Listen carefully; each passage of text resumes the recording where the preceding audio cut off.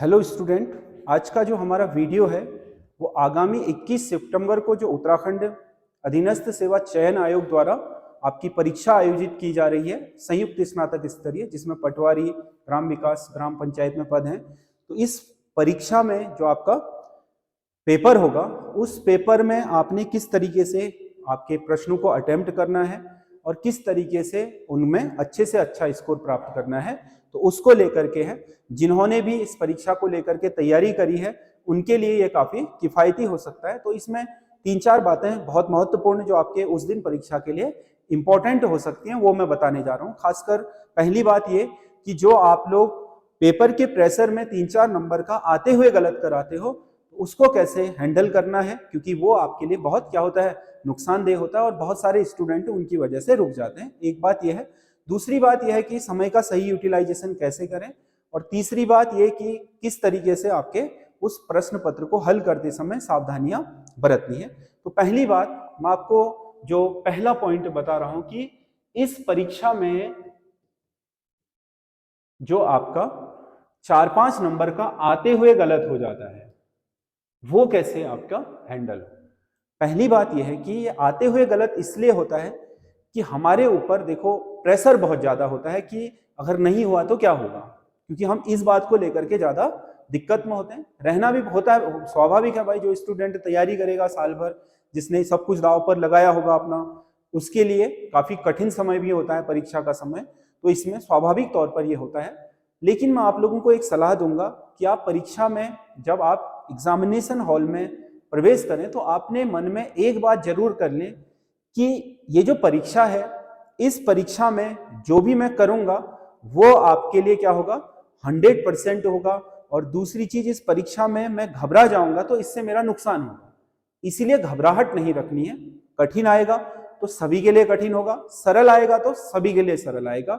इसीलिए सरल में अति उत्साह में आने की जरूरत नहीं है और कठिन में घबराने की जरूरत नहीं है, क्योंकि जिस तरीके से पुलिस कांस्टेबल का पेपर आ गया था, बहुत सारे स्टूडेंट जिन्होंने देखा कि पहले 4-5 ही क्वेश्चन बहुत कठिन थे, तो उन्होंने वहीं पर अपना सब कुछ आपा खो दिया और उन्होंने तुक्के मारने स्टार्ट कर दिए। ऐसा बिल्कुल ना करें, ये सबसे आपका खराब आपका आदत है। देखो अगर आपके 100 नंबर में से सिलेबस से 65 नंबर का भी होगा, अगर आपके सिलेबस में से 5 अटेम्प्ट नहीं भी करे और पढ़े हुए में से 60 कर लिए, तो भी आपका सिलेक्शन हो जाएगा, ये मान के चलिएगा आप, क्योंकि जितना कठिन पेपर होगा मेरिट उतनी नीचे होगी। इसीलिए 1 नहीं आ रहा है, 2 नहीं आ रहा है, 3 नहीं आ रहा है, तो हो सकता है कि आपको आने वाले 7-8 क्वेश्चन फिर लगातार आ रहे हो, फिर 2-3 नहीं आ रहे हो, फिर 3-4 आ रहे हो, ऐसा होता है। इसीलिए एक बार पूरे पेपर को इत्मीनान से पूरा पढ़ें। सबसे पहली शर्त यह है कि पूरा पेपर इत्मीनान से पढ़ लें, उसके बाद अपनी राय बनाएं। और पहले पेपर से, क्योंकि 2 घंटे का समय होता है आपके पास, समय की कोई कमी नहीं है, तो इसमें जब आप पहले क्वेश्चन से आपका अटेम्प्ट करना शुरू करते हैं तो उसमें ध्यान ये रखें कि जैसे पहला क्वेश्चन नहीं आ रहा है तो उसको छोड़ दीजिए, दूसरा क्वेश्चन जैसे आपको आ रहा है तो पेपर में इसमें सही का निशान लगा दीजिए, ताकि, और इसको ओएमआर में भर लिया आपने, ताकि जब दोबारा से आप पेपर में फर्स्ट से देखने के लिए आए कि कौन कौन से करें, तो उसे ओएमआर के साथ मिलाने में आपकी समय की बर्बादी ना हो। तो सीधी सी बात यह है, जिसमें सही लगा है इसका मतलब आपने ओएमआर सीट में उसे भर रखा है, तो उसे छोड़ देना है। देखना कौन सा वाला है, ये वाला देखना है जो आपने नहीं कर रखा है, जिसे छोड़ रखा था। उन क्वेश्चनों को दोबारा देखें और क्वेश्चन को पढ़ने में कभी जल्दबाजी ना करें, क्वेश्चन को अच्छी तरीके से पढ़े। सबसे बड़ा आपका झटका तब लगता है जब हमने क्वेश्चन सही तरीके से पढ़ा ही नहीं होता, खासकर कूट वाचन वाला, कूट लेखन, जो कूटबद्ध वाले क्वेश्चन होते हैं और कथन कारण वाले क्वेश्चन होते हैं, सही सुमेलित करने वाले क्वेश्चन होते हैं, क्योंकि इनमें हमने कूट के साथ मिलान भी करना होता है, विकल्प भी देखने होते हैं। कई बार क्या होता है कि हम प्रश्नों में नहीं लिखा होता है, गौर ही नहीं करते हैं, तो उससे क्या होता है, प्रश्न आते हुए मिलान करते समय मिलान भी सही करा होता है, नीचे गलत कराते हैं। तो इसीलिए आप इन क्वेश्चनों को एक बार सही ढंग से पढ़ें। देखो क्वेश्चनों को देखो, ये टारगेट करिएगा कि आप, बहुत कठिन होगा तो 65 से अगर 70 स्कोर हो जाए तो बहुत ही बढ़िया है, बहुत सरल होगा तो 75 से 80 स्कोर हो जाए तब भी सिलेक्शन हो जाएगा। 20 क्वेश्चनों के लिए हर पेपर में गुंजाइश होती है, ये मान के चल लीजिएगा। बहुत सरल पेपर भी होगा तब भी 20 क्वेश्चनों की गुंजाइश होगी कि आप छोड़ सकते हैं। अब वो 20 कौन से कठिन वाले होंगे, आप जब एक बार पेपर को पढ़ोगे तो आपको पता चलेगा कि हाँ इसमें से 15 या 20 के करीब ऐसे क्वेश्चन है ये छूट भी जाएंगे तो कोई दिक्कत नहीं। तो वहां पर आपको एक हल्का सा इत्मीनान आ जाएगा, फिर उसके बाद अपने क्वेश्चन करने शुरू करें। पहली शर्त यह है इस परीक्षा में, पहली शर्त यह है कि आप हर एक क्वेश्चन को बड़े ध्यानपूर्वक पढ़ें। क्वेश्चनों को पढ़ते समय कोई जल्दबाजी ना करें, हर क्वेश्चन को बढ़िया से पढ़ें कि लिखा क्या है, पूछ क्या रहा है, ठीक है। और दूसरा जो आपका है कि इसमें स्कोर करते समय में हम क्या ध्यान रखें, जो मैंने अभी बताया कि स्कोर करते समय ये ध्यान रखिएगा कि आपको लगता है कि भाई हर क्वेश्चन लगभग मैं प्रश्न पढ़ते ही उसका उत्तर मेरे मन में आ जा रहा है, मुझे विकल्प भी देखने की जरूरत नहीं पड़ रही है। अधिकतर क्वेश्चन मतलब 5 में से 3 या 4 क्वेश्चन ऐसे आ रहे हैं, तो आप ये मान के चल लीजिएगा कि पेपर सरल है। और इस सरल पेपर में आप कोशिश ये करिएगा कि 85 से 90 तक आपके अटेम्प्ट हो जाए, जिसमें आप 10-12 छोड़ दें, क्योंकि आपने 90 अटेम्प्ट करे, आपके 7-8 गलत हो गए, 8 गलत हो गए तो 80 बचेंगे, 12 गलत हो गए 90 में से तो आपके लगभग कितने बच जाएंगे, 75 नंबर।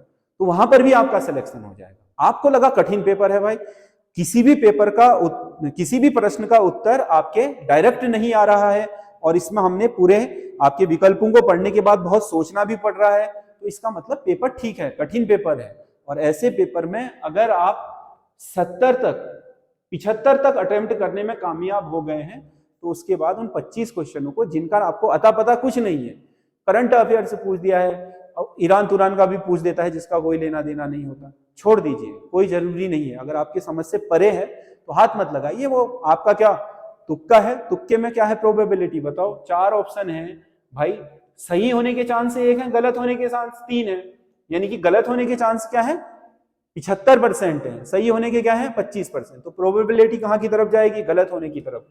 तो इसीलिए आप जो आ ही नहीं रहा है उसे कतई आप हाथ मत लगाइए, चाहे वो क्वेश्चन कितना भी लालच देने वाला हो, मत करिए, उसको छोड़ दीजिएगा उसी क्वेश्चन को। क्योंकि आपके कुछ क्वेश्चन तो ऐसे होंगे जो एग्जैक्टली आपको पता होंगे, कुछ क्वेश्चन ऐसे होंगे जो पता नहीं होंगे लेकिन ऑप्शन देख करके आपको पता चल जाएंगे, कुछ क्वेश्चन ऐसे होंगे ऑप्शन देखने के बाद उनमें थोड़ा बहुत सोचना पड़ेगा, और कुछ क्वेश्चन ऐसे होंगे जो कभी सुने ही नहीं थे, पढ़े ही नहीं थे, तो उनको हाथ मत लगाइएगा। ये दूसरी शर्त है। तीसरी सबसे इंपॉर्टेंट चीज होती है कि धैर्य बनाए रखना, धैर्य बनाए रखना। पहली बात तो यह है, देखो अगर आपने साल भर की अच्छी पढ़ाई कर रही है, जब आपको उस पेपर को करने में कठिनाई हो रही है तो सभी लोगों को हो रही होगी, स्वाभाविक सी बात है। आपने सिलेबस पूरा कर रखा था, आपने टेस्ट सीरीज करी थी, आप अच्छे स्कोर कर रहे थे, उसके बावजूद अगर आपको कठिनाई हो रही है तो सभी को होगी। इस समय धैर्य बनाए रखना बहुत जरूरी होता है। जल्दबाजी में और आपके इस समय आपके जल्दबाजी में लिए गए डिसीजन हमें क्या कर देते हैं, उस पूरे पेपर को खराब कर देते हैं। और यहाँ पर पेपर खराब होने का मतलब ये सोच लीजिएगा कि इसके बाद जो अगला पेपर है सामान्य आपका, वो मई में है, कनिष्ठ सहायक वाला। 8 महीने तो आपको ये इंतजार करना पड़ेगा सीधे, और उसके अलावा जो उसमें लेट लतीफ हो गया किसी वजह से तो वो अलग है। तो इसीलिए इसमें ये बात बहुत ध्यान में रखें कि धैर्य बनाए रखना बहुत जरूरी है। देखो जो आपको आ रहा है वो आपसे छिनेगा नहीं, कोई भी नहीं छीन पाएगा। जो नहीं आ रहा है वो आपको आपके चमत्कार होकर के आपको आ नहीं जाएगा। इसीलिए अपने ज्ञान पर, अपनी मेहनत पर विश्वास बनाए रखें। उसके अलावा दूसरी कोई चीज नहीं होती एग्जामिनेशन हॉल में, केवल अपनी मेहनत, अपने ज्ञान, और इन दोनों की बदौलत जो हमें आत्मविश्वास आता है, वो यही 3 चीजें आपके काम आएंगी एग्जामिनेशन हॉल में, और कुछ काम नहीं आएगा। आपने क्या करा है कोई वो नहीं है, आपने कितनी मेहनत करी है, आपको कितना आता है, ये 2 चीजें। और ये 2 चीजें अगर आपकी ठीक हैं तो आपका आत्मविश्वास ठीक ठाक होगा। ये बनाए रखना बहुत जरूरी है। अगर आप क्या करेंगे, अपने ऊपर, अपने ज्ञान के ऊपर, अपनी मेहनत के ऊपर विश्वास नहीं रखते हैं, तो सबसे पहला डर तो आपको एग्जामिनेशन सेंटर पे जाके ही लगेगा, बड़ी इतनी भीड़ यार, मेरा कहाँ होगा, वो भी दिख रहा है, वो तो अच्छा पढ़ने वाला है। अरे भाई वनडे एग्जाम है ये, यहाँ सब पढ़ने वालों का दिन होता है। अच्छा पढ़ने वाले का 2-4 क्वेश्चन गलत हो गए तो बाहर हो जाएगा, सामान्य पढ़ने वाले के 2-4 क्वेश्चन पढ़े हुए में से आ गए तो आ जाएगा। कोई लिखित में थोड़ी लिखना है, यहाँ तो गोले भरने हैं। गोले भरने वाले पेपर में क्या होता है, आपके एक समग्र आपको ज्ञान है, बहुत डेप्थ में नहीं भी पढ़ा है, समग्र ज्ञान है तो भी आपका सिलेक्शन हो जाता है। यहाँ पर बहुत डेप्थ की जरूरत नहीं पड़ती है, किसी ने डेप्थ में पढ़ा है कई बार, वो भी क्या 2-4 क्वेश्चनों के गलत होने से बाहर हो जाएगा। इसीलिए ये जो आपके अंदर भय पैदा होता है एग्जामिनेशन हॉल वहां जाकर के, सेंटर पर जाकर के भीड़ देख करके, 2-4 लोग उसमें से आपने देखे कि बहुत मेहनत करने वाले हैं, तो आप क्या उसमें उसी समय आपको दिक्कत होनी शुरू हो जाती है। ये स्वाभाविक है, हर स्टूडेंट को होता है, लेकिन जिसको आपका क्या है पेपर निकालना होता है उसे पता होता है कि भाई मैंने पढ़ रखा है, जो भी आएगा देखा जाएगा, क्योंकि आज अब एग्जामिनेशन हॉल के अंदर कुछ चीजें बदलनी नहीं है। समझ गए ना, आप इतिहास पढ़कर ही नहीं गए होंगे तो घबरा करके इतिहास आ नहीं जाएगा, क्योंकि इतिहास क्या जब पढ़ा होगा तभी आएगा, भूगोल जब पढ़ा होगा तभी आएगा। आप पढ़ करके गए हैं तो आपको आ ही जाएगा। पेपर में देख लीजिएगा, जो आपका ज्ञान है वो सारा का सारा पेपर देखने के बाद रिवाइज होना शुरू हो जाता है, कहीं कोई दिक्कत नहीं होती, बशर्ते कि प्रेशर में ना हो, पसीना छूट रहा हो तो फिर कुछ समझ में नहीं आता। क्योंकि जिस समय हम अननेसेसरी क्या होते हैं, दबाव में होते हैं, ना तो उस समय हमारा विवेक बहुत काम करता है, और न ही जब हम अननेसेसरी क्या बहुत ज्यादा एक्साइटमेंट में होते हैं तब भी हमारा विवेक प्रॉपर काम नहीं करता है। तो बैलेंस की स्थिति बनाए रखना बहुत जरूरी है इस परीक्षा के लिए। इसमें रिजल्ट उन्हीं लोगों का आ सकता है जिन्होंने पढ़ाई करने के साथ साथ इन चीजों को भी फॉलो करा, यानी कि एग्जामिनेशन हॉल में आत्मविश्वास और धैर्य बनाए रखा। वही 3-4 नंबर का डिफरेंस पैदा करते हैं, वो सिलेक्ट हो जाते हैं, जो वहां घबरा जाते हैं वो बाहर हो जाते हैं। यहीं पर पढ़ने वालों का अंतर होता है। अब जिसने पढ़ाई नहीं है भाई, केवल इसलिए पे फॉर्म भरा है कि हाँ भाई कि ग्रेजुएशन मैंने कर रखा है तो मेरा तो अधिकार हो गया है फॉर्म भरना, तो उसने भरा है, वो एग्जामिनेशन हॉल में जाएगा भी, तुक्के भी मारेगा, समझ गए ना, उसके चेहरे पर आपको कोई शिकन भी नहीं दिखाई देगी, आराम से सबसे पहले करके बैठ भी गया होगा, इधर उधर बगले झांक रहा होगा, उसे बहुत फर्क नहीं पड़ता है। फर्क किसको पड़ता है, जिन्होंने पढ़ रखा है।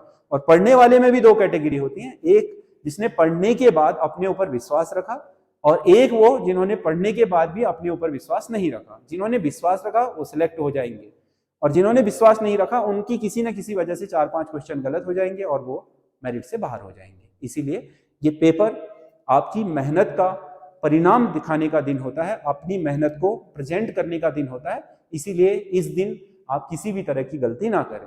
और क्योंकि ये पेपर 21 तारीख को है और आज आपका मंगलवार हो गया, संडे को ये पेपर होना है, तो मैं आपको सलाह दूंगा कि बुध, बृहस्पति और शुक्र 3 दिन आप एक बार सारा जो आपके पास नोट्स हैं उसे रिवाइज कर लें अच्छे तरीके से। करंट अफेयर्स वगैरह एक बार सरसरी निगाह में देख लें, जो भी आपने कलेक्शन बना रखा है। शनिवार को आप आराम से आराम करिएगा, नींद निकालिए, घूमना है तो घूमिए, और शनिवार की रात को अच्छे से सोइए, नींद ले लीजिए, और उसके बाद संडे के दिन बिना स्ट्रेस के परीक्षा हॉल में जाइए, खुशनुमा माहौल में जाइए, क्योंकि आपकी साल भर की पढ़ाई व्यक्त करने का दिन है उस दिन। और उस पढ़ाई को कैसे व्यक्त करूंगा करके कोई टेंशन लेने की आवश्यकता नहीं है, वो अपने आप ही व्यक्त हो जाएगी, स्वाभाविक व्यक्त होती है। जो आपको आता है वो स्वाभाविक ही आपको आएगा, उसे कोई भुला नहीं पाएगा। अगर भुला पाएगा तो केवल गड़बड़ करा पाएगा, तो आपका प्रेशर, इसलिए प्रेशर ले जाकर के नहीं जाना है। अपने तरीके से आपके पूरा 4-5 दिन जो बचे हैं इनमें अच्छे तरीके से मेहनत करिए, और उस पर आपके परीक्षा में पूरे धैर्य के साथ, आत्मविश्वास के साथ करिएगा। सरल पेपर को देख करके एक्साइटेड नहीं होना है, और कठिन पेपर को देख करके नर्वस नहीं होना है। आपको संतुलित अवस्था में रहना है। संतुलित अवस्था में ही सबसे बेहतरीन सोचा जा सकता है, संतुलित अवस्था में ही सबसे बेहतरीन सॉल्यूशन मिलते हैं। तो उसी दौर में आपके ये 4-5 नंबरों का डिफरेंस पैदा हो जाता है पढ़ने के बाद, और यही सफलता की सीढ़ी है। जो लोग बहुत लंबे समय से 2-2, 4-4 नंबर से संघर्ष कर रहे हैं, उनके लिए ये मतलब एक तरीके से रामबाण सूत्र है, जिसके द्वारा वो इसमें सफलता प्राप्त कर सकते हैं। प्रेशर के साथ जाओगे तो आते हुए भी गलत होंगे, ये मान लीजिएगा। और पहले भी आपने आजमाया होगा, इस बार थोड़ा ये देख करके जाइएगा कि जो होगा देखा जाएगा, कोई बात नहीं। अब जो पढ़ा है वो आएगा तो ठीक है, नहीं आएगा तो कोई बात नहीं, नहीं भी होगा तो कोई दिक्कत नहीं है, होगा तो अच्छी बात है। तो इसमें क्या होगा, बेहतर रिजल्ट आएगा। तो मैं ये अपना वीडियो समाप्त कर रहा हूँ। आप हमें कमेंट करके जरूर बताइएगा कि ये आपके लिए कैसा हुआ, हेल्पफुल है या नहीं। और आपको सभी लोगों को जो 21 तारीख को पेपर अटेम्प्ट करने जा रहे हैं, उन लोगों को अग्रिम शुभकामनाएं हैं कि वो अपना 100% बेहतरीन से बेहतरीन परफॉर्मेंस करें, और अपने रिजल्ट को दे करके अपने जीवन को बेहतर बनाएं, अपनी माँ बाप या जो उनके पेरेंट्स हैं उनकी आकांक्षाओं को पूरा करें। धन्यवाद।